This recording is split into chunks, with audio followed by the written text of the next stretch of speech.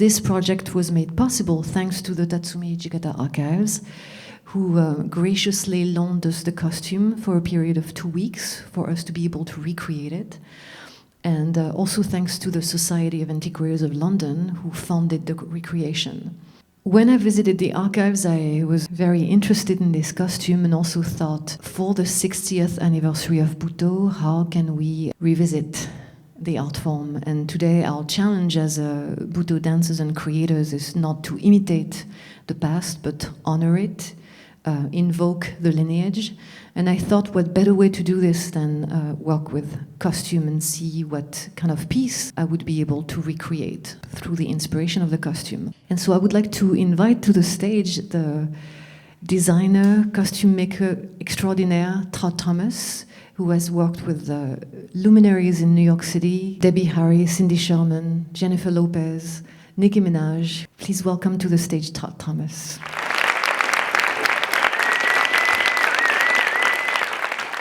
Just a little background about what I do, which kind of feeds into the approach of making this costume and why this was really a compelling, really interesting project for me. I work in fashion. The work that I've done a namesake label. I do creative development for other designers and other companies and branding. I do a lot of costume work for runs the gamut from pop star to fringe that we all might know, but the world might not. And I've been able to sustain a long career by applying my design skill to and analytic skill to different components of making garments and how they impact what the person is doing and what the purpose is and what the occasion is. So I remember seeing on PBS as a child, the first time I was ever introduced to Butoh was some clip that was just something I had never seen before, and I was instantly mesmerized. I had never, seen anything like this growing up in the Midwest, any, limited access to culture and art forms at that time, and seeing that was something that was a profound shift in what I kind of imagined a creative career might be. So, flash forward to now and meeting Vangeline. It's been a kind of ongoing relationship between the two of us on different projects of hers, and it's always been really great creating pieces for Butoh performances. For me, it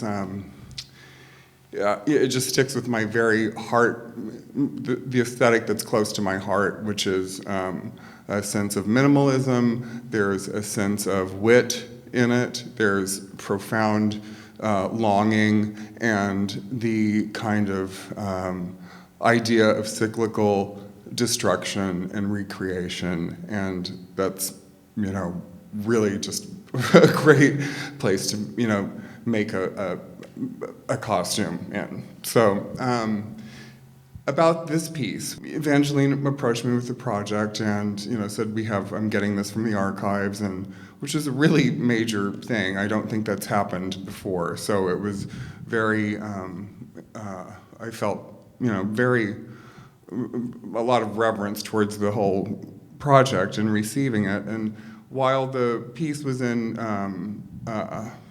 coming to us, I did research on the project and saw some of the same clips that we just saw, and really didn't know what to expect when seeing it, and tried to get an idea of what that game plan would be to recreate this. But once it arrived, came in a small package and of course expanded a lot. And that was, one of the interesting things, that was the first thing that was remarkable about this piece, this costume, this garment, was that it was it came in a relatively, compact package, and the impact kept opening up and opening up. Who was the original maker? We think that his wife, Motofuji, created the costume for him as she helped him with costuming, but there's no historical certainty on the subject. Right. So the first step of looking at of trying to figure out how to make this was just an analytical process of wearing gloves, because it's an archival piece, and you treat it with that type of respect, and really going over every inch of this and looking at structure and looking at technique of how it was sewn and dimensions, and it was kind of interesting to see there were very kind of advanced conceptual draping techniques, and then also there were some kind of like homemade sort of like construction techniques. So then I realized that it was really not possible to sort of do the regular kind of like knockoff of a garment thing, which is usually you receive the garment, and to copy it you do a rub off, which is like trace the pattern in muslin on the garment, on the form, and precisely pattern that and cut it out into the to the other garment that will be the copy. Well, in this case, it wasn't really a matter of like being able to sort of just like simply do a little like rub off of the piece, because it's all organic and everything was like done meticulously, hand tuck by awkward tuck by precise tuck by so to really recreate that was really having to go over that with just measurements and specs and where these tucks went, and it was a little bit more involved of a process than just duplicating another garment or a historical garment.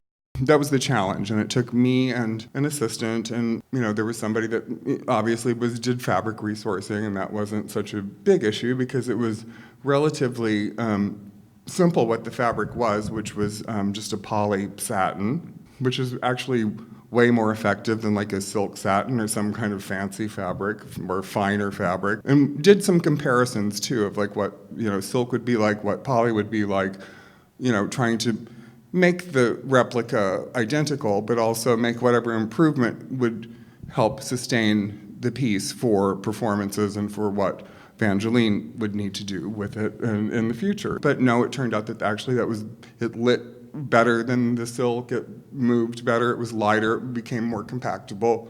All of those things, play factors into how that moves and how that reacts. And that was the fabricating, and then just buying the fabric, and I think it's like about 15 to 20 yards of satin that's in there, and then just putting the costume on one form and having it there. Many times it would be turned inside out on the form, and we'd be working on the other form, matching the pleat, looking at the measurement spec sheet like a little square grid, and looking at this and just tucking and really kind of systematically, just from point A to point B, recreating the garment. There were some improvements in sort of structural things that we did. Instead of like pinking sheared edges on the inside, we did some marrowed edges that makes it stronger and a little more, has more longevity.